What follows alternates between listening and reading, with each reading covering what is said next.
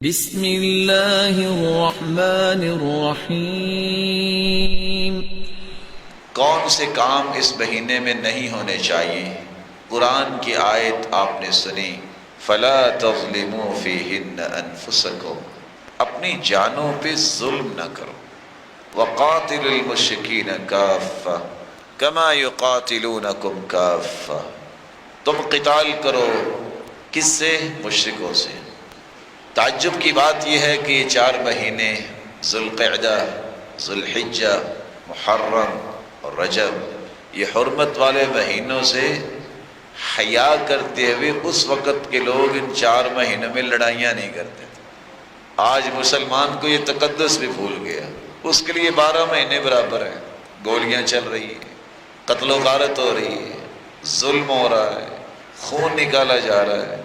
رسول اکرم صلی اللہ علیہ وآلہ وسلم پر جو قرآن نازل ہوا ہے وہ یہ حکم دے رہا ہے، فَلَا تَظْلِمُوا فِيهِنَّ أَنفُسَكُمْ، تمہیں اپنی جانوں پہ ظلم نہیں کرنا۔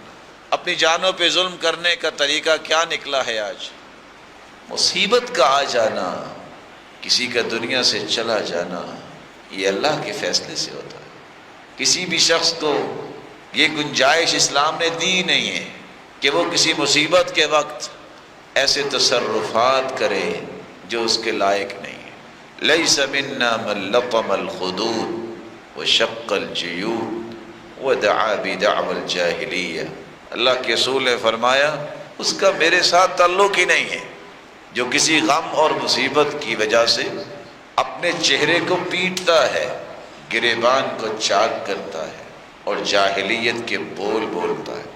بلکہ آپ صلی اللہ علیہ وسلم نے فرمایا، لعن اللہ الخامشۃ وجہہا والشاقۃ جیبہا والداعیہ بالویل والسبور، لعنت ہے اس عورت پر جو اپنے چہرے کو پیٹتی ہے، نوچتی ہے، اور لعنت ہے اس پر جو اپنے کپڑوں کو پھاڑتی ہے، گریبان چاک کرتی ہے، اور لعنت ہے اس عورت پر کہ جو جاہلیت کے بول بولتی ہے، ہائے لٹ گئی اور ہائے میں مر گئی۔ غم تو آتا ہے، لیکن فرمایا اگر توبہ نہیں کرتی تو قیامت کو اس کو گندک کا لباس پہنایا جائے گا، اور آپ جانتے ہیں گندک پہ آگ کیسے لگتی ہے۔ اللہ ذوالجلال محفوظ فرمائے، اپنی جانوں پہ ظلم نہ کیجیے۔ رسول اللہ صلی اللہ علیہ وآلہ وسلم نے امت کو اس بات کا بھی حکم دیا ہے، بناوٹی باتوں کے پیچھے اپنے آپ کو نہ لگائیے۔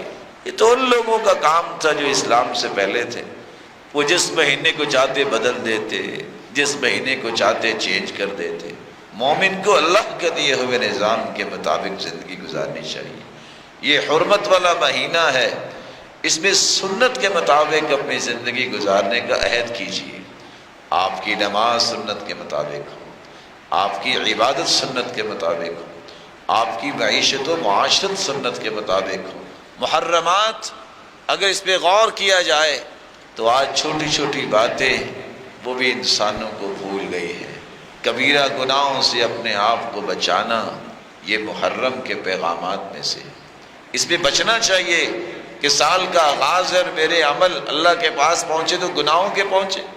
رسول اکرم صلی اللہ علیہ وسلم نے ہلاک کر دینے والے کاموں سے منع کیا ہے۔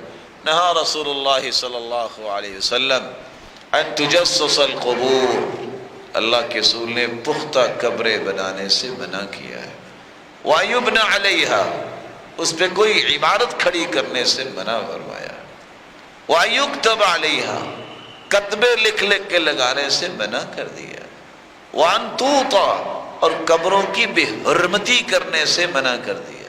مسلمانوں کو یہ تو سوچ ہونی چاہیے، جانور قبروں میں چھوڑے ہوئے ہیں، پرواہ ہی کوئی نہیں ہے۔ ان احکامات کو سمجھنا چاہیے۔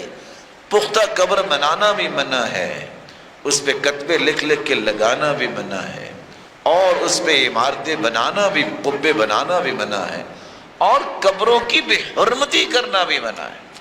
رسول اکرم صلی اللہ علیہ وآلہ وسلم نے تو سیدنا علی کو یہ حکم دیا تھا، تمہیں کوئی بھی مورتی نظر آئے مٹا دو، جو قبر اونچی نظر آئے برابر کر دو۔ یہ اللہ کے رسول نے حکم دیا تھا۔ آج امت کو یہ باتیں یاد نہیں رہی۔ رسول اللہ صلی اللہ علیہ وسلم نے جو حکم دیا ہے، اس نئے سال میں مسلمانوں کا رویہ یہ بن گیا، کچھ تو اس کو سال کا آغاز سمجھتے نہیں ہیں۔ جب انگریزی سال کا آغاز ہوتا ہے، ہونا یہ چاہیے کہ زندگی کا ایک سال ختم ہوا، اللہ سے توبہ کرے۔ وہ ان راتوں کو شرابوں کا محل بنا لیتے ہیں۔ اللہ کے رسول صلی اللہ علیہ وسلم نے فرمایا، جو دنیا میں شراب پیتا ہے قیامت کے دن جنت میں محروم ہو جائے گا اور اسے جہنمیوں کی غلاظت پلائی جائے گی۔ رسول اکرم صلی اللہ علیہ وآلہ وسلم نے ایک بات یہ بھی سمجھائی، اور یہ بھی کام اگر کوئی کر رہا ہے تو اسے چھوڑ دینا چاہیے۔ لا يحتکر الا خاطئ، یہ گندم چور، یہ چینی چور، جن کے بارے میں یہ بات سمجھنی چاہیے، اس نیت سے ذخیرہ اندوزی کرنا کہ چیز مہنگی ہو جائے۔ یہ گنہگار ہے انسان، یہ دشمن ہے معاشرے کا انسان، جو مسلمانوں کے لیے مصائب کھڑے کرتا ہے۔ مسلمانوں کے لیے تو آسانیاں کرنی چاہیے۔ رسول اکرم صلی اللہ علیہ وآلہ وسلم نے فرمایا تھا، من احتکر حکرہ یرید ان یغلی بها علی المسلمین، جو ذخیرہ اندوزی اس لیے کرتا ہے کہ چیز مہنگی ہو جائے، یہ گنہگار ہے۔